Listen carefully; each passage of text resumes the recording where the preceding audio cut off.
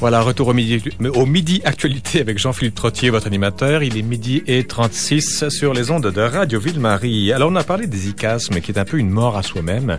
C'est-à-dire, on plonge en soi-même. On va parler d'une autre plongée, de celle d'Oussama Ben Laden dans l'eau, une fois qu'il était mort. Mais bon, je vous rappelle les Américains de Navy Seals l'ont tué au début du mois de mai. La nouvelle a fait le tour du monde comme une traînée de poudre et à la vitesse de l'éclair, en fait, grâce à Internet. Mais comme toujours, un événement de ce genre a suscité les spéculations les plus folles et les plus farfelues. Alors, Ben Laden ne serait pas mort, d'autant plus que personne n'avait vu la photo de la dépouille. Moins de 24 heures après l'annonce du décès, donc, la blogosphère s'est mise à fourmiller de théories sur ce qui s'était vraiment passé, entre guillemets. On a évoqué la conspiration, une théorie appliquée à beaucoup d'organismes tels que l'Église, les médias, les multinationales, la franc-maçonnerie, etc., etc. La question qu'on va se poser avec Mathieu Bocoté aujourd'hui, de quoi le conspirationnisme est-il le symptôme? Mathieu, bonjour. Bonjour. Alors, de quoi est-il le symptôme? Alors, manifestement, nous vivons dans une époque très complexe. Très complexe où il y a un décrochage manifeste entre, d'un côté, les élites politiques et les élites médiatiques, les élites économiques, et on pourrait dire la grande majorité des gens. Le peuple, on pourrait dire à l'ancienne manière. Et qu'est-ce que le conspirationnisme dans les circonstances? On pourrait dire que c'est la dernière ruse, c'est la manifestation d'un esprit rusé chez le commun des mortels.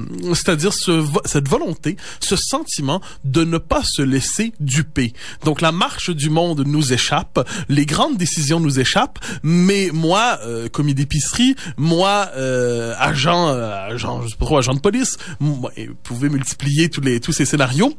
Je réussis à deviner, surtout soutenu par Internet, bien évidemment, je réussis à deviner ce qui se passe vraiment. Donc, qu'est-ce qu'on voit derrière le conspirationnisme, qui est par ailleurs une folie? C'est-à-dire que c'est une négation complète des institutions, c'est une négation de l'esprit démocratique, de l'esprit politique.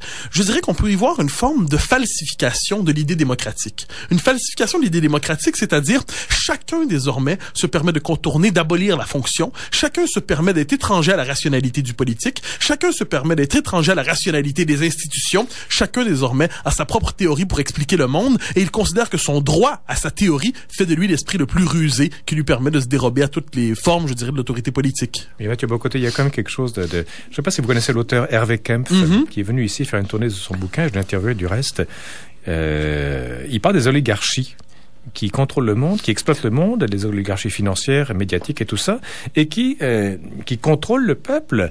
Donc le peuple le leur rend bien aussi. Vous parlez de démocratie et chacun a sa petite théorie là-dessus. Il y a quand même de la duperie des gens d'en haut. Oui, il y a quelque chose là-dedans qu'on n'est plus capable de comprendre. Je dirais que c'est la radicalisation de l'âge démocratique. Comment ça? C'est-à-dire, je parle au niveau de l'État. La nature même de la raison d'État, de l'exercice de la souveraineté politique, implique une part de dissimulation. La nature même du pouvoir implique, par définition, un État, à moins qu'on vive sous la figure de l'État universel, et de ce point de vue, il faudrait s'en désoler, parce que ce serait une tyrannie universelle, ça je crois on l'a toujours su, dans la mesure où il y a plus d'un État, il y a des intérêts concurrents entre les États. Pour préserver les intérêts de l'État, l'État doit faire travail souvent de dissimulation. Par exemple, les services secrets sont là pour ça. Par exemple, je dirais, l'armée est évidemment là pour ça. On pourrait dire plus largement, j'ai une définition du politique qui est assez particulière. Je souvent dit, c'est le mal nécessaire à l'exercice du bien commun. Alors, il y a, contrairement à ce qu'on croit aujourd'hui, il n'y a pas d'adéquation, il n'y a pas d'identité entre le politique, l'éthique, la morale, la justice. Le politique est par définition le lieu de la dissimulation et par définition le lieu de la décision difficile et inavouable, de la décision indispensable pour tous, mais inavouable à chacun. Et de ce point de vue, je dirais que notre époque, cette radicalisation de l'âge démocratique qui est le nôtre aujourd'hui. Donc chacun se donne le droit à la transparence, une transparence radicale, une transparence qui abolit les institutions, une transparence qui n'accepte plus la part d'ombre dans l'exercice du pouvoir. Eh bien, le conspirationnisme est un de ces symptômes de cette radicalisation de l'âge démocratique qui devient étranger finalement aux politiques. Mais ça, c'est très protestant, Mathieu, cette idée de transparence. Parce qu'aux États-Unis, déjà avant les pères fondateurs, il y avait cette idée de la confession publique. Il fallait que le chef d'État, enfin celui qui dirigeait en tout cas, soit plus blanc que neige, et s'il fautait, alors là, il avouait à toute la communauté son erreur. Ça, c'est très le protestantisme américain. Oui, c'est très juste. C'est très juste, et inversement, on peut dire qu'il y a dans la culture catholique, justement, dans le principe même de l'Église, il y a le principe de verticalité. Or, c'est-à-dire l'autorité, je dirais, n'a pas à se justifier en permanence sur ses fondements derniers. Non pas qu'elle n'a pas à les théoriser, non pas qu'elle n'a pas à les justifier, mais on reconnaît dans l'exercice du pouvoir, et je dirais surtout au niveau de la culture, que comment cette philosophie s'est transposée dans la culture des pays catholiques. La France en est probablement l'exemple là-dessus le plus manifeste. Il y a ce sentiment d'une nécessaire verticalité du pouvoir. C'est-à-dire que notre société, notre pays, notre communauté doit être démocratique, mais elle ne peut jamais être que démocratique. Pourquoi? Eh bien, lorsque la démocratie s'accomplit dans la transparence radicale, elle s'abolit elle-même. Pourquoi? Parce que si tout est visible en toutes circonstances, c'est le gouvernement des hommes, c'est le gouvernement des femmes, c'est le gouvernement de la société qui n'est plus possible. Pourquoi? Parce qu'il faut quelquefois, pour sauver une communauté, pour défendre une communauté, pour la gouverner, prendre ces décisions qui ne passeraient pas le test de l'universalité éthique, par exemple, mais qui sont nécessaires. C'est la formule, j'y reviens, du mal nécessaire. Alors, si on rabat ça sur cette espèce de dégénérescence de l'esprit démocratique qu'est le conspirationnisme tel que nous le connaissons aujourd'hui, eh bien, on ne reconnaît plus aujourd'hui la légitimité de ce domaine réservé du politique. On a perpétuellement l'impression que la dissimulation nécessaire à l'exercice du pouvoir se pense simplement sous la figure du mensonge. Le mensonge dans le sens le plus banal, le plus moral, ou je dirais le plus trivial. C'est-à-dire, nos dirigeants nous mentent. Nos dirigeants ne gouvernent pas, ils nous mentent. Et à partir de là, avec la diffusion des nouveaux moyens de communication, avec la diffusion d'Internet, on retrouve une collection absolument remarquable. Moi, je disais ça lorsque c'était arrivé avec Ben Laden. Une collection absolument remarquable de gens qui manifestement sont de grands experts en politique internationale, bien qu'il n'ait pas été repêché ni par la CIA, ni par le département d'État, ni par le ministère des Affaires étrangères. Ce qui prouve que la CIA est malhonnête. Non, qu'elle est inefficace, il n'y a pas de doute. Mais il y a quelque chose de fascinant dans le fait que chacun, désormais, se croit plus rusé que le prince. Alors, je ne dis pas ici, il faut bien comprendre, je ne condamne évidemment pas l'exigence d'une transparence démocratique raisonnable. Ce qui me semble dangereux, c'est une transparence mortifère, une transparence qui se radicalise jusqu'à abolir ce qu'elle veut rendre transparent. Le problème, c'est la figure de l'État. La figure de l'État, la figure si indispensable de l'État comme protecteur de nos intérêts. Imaginons si on veut suivre, je donne souvent cet exemple qui me semble assez juste lorsqu'on se trouve devant des professeurs de morale et de vertu. Roosevelt se fait réélire au tout début de la Deuxième Guerre mondiale en promettant de ne pas s'engager dans le conflit européen.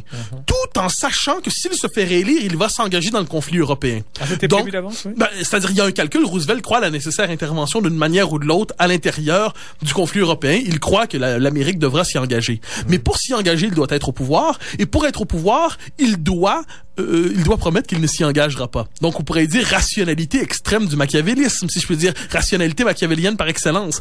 Mais la question que je me pose là-dedans, c'est le politique peut-il se dérober véritablement à cette rationalité machiavélienne? Doit-il s'y réduire? Certainement pas. Une réduction du politique au pur calcul à la rationalité machiavélienne serait désolant pour les démocrates comme pour les autres. Mais lorsque le politique n'assume pas cette part machiavélienne, et lorsque dans nos sociétés, on dénie aux politiques cette légitimité du calcul sombre, du jeu de coulisses, du jeu clandestin, eh bien, ce qu'on risque de faire, c'est d'entretenir l'impuissance de nos sociétés. En fait, vous avez dit deux mots autour de Machiavel. Vous avez dit machiavélique et machiavélien. Oui, bien sûr. Et je crois que la distance, on va définir les deux, si vous voulez. Machiavélique, c'est quelqu'un qui est un salopard, en fait. Oui, bien sûr. Tout le monde, tel qu'on l'entend aujourd'hui. Oui, Machiavélien, c'est un adepte de la doctrine de Machiavel. Vous parliez du prince aussi. Où finit le machiavélien, où commence le machiavélique, justement, dans l'exercice du pouvoir? C'est une question remarquable et qui nous rappelle une chose. La politique n'est pas le domaine entre le bien, du choix entre le bien et le mal, mais entre le mal et le moindre mal. Oui. J'entends par là que la politique n'est pas une science du bien. La politique est un art. Et on ne pourra jamais tracer définitivement la ligne entre ce qui est bien dans les circonstances et qui ne l'est pas, entre ce qui est juste et ce qui ne l'est pas. On a des intuitions morales et on ne juge pas tout cela à partir du seul calcul du pouvoir, bien évidemment. Mais la politique est un art, c'est-à-dire un domaine où en la matière, le jugement est toujours suspendu à une série de considérations qui sont étrangères, comme je le dis, aux purs critères de l'éthique et encore plus aux purs critères de la science. Et c'est c'est encore une chose. Et quand je parle de cet oubli du politique qui caractérise notre époque, de radicalisation de l'âge démocratique, c'en est un autre exemple.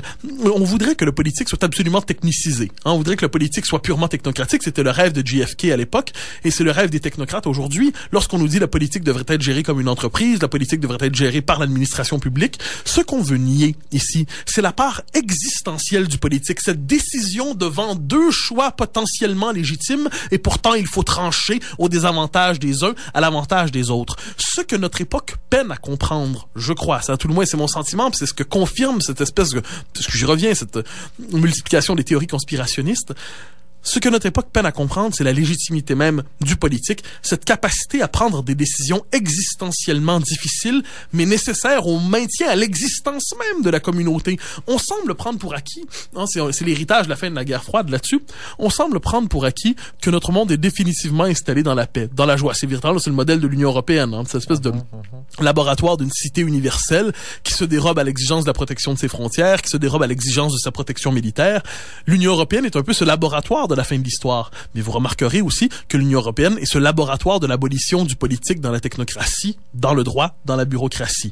Alors, voilà pourquoi je dis que cette petite question apparemment anecdotique du conspirationnisme qui intéresse fondamentalement, ouvre sur tout un champ de questionnement beaucoup plus vaste. C'est celui de notre capacité aujourd'hui, à notre époque, à comprendre le politique.